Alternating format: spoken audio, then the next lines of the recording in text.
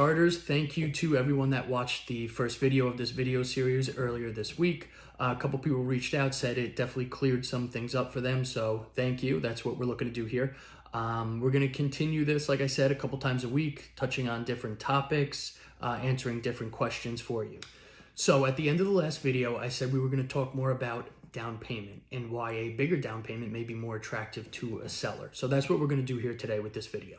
So in the eyes of a seller, the bigger the down payment, the better. Why?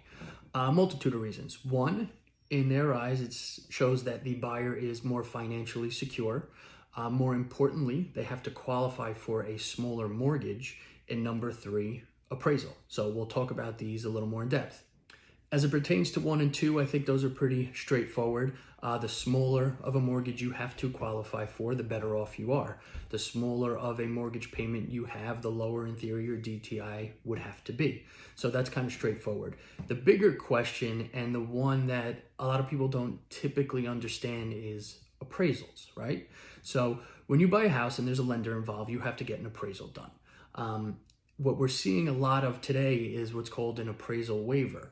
What people tend to think is that they're waiving an appraisal. That's not the case. The bank doesn't just waive appraisals because you want to.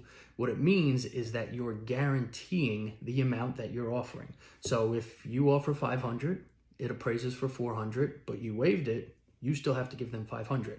So that kind of plays back into how much you're putting down in some cases.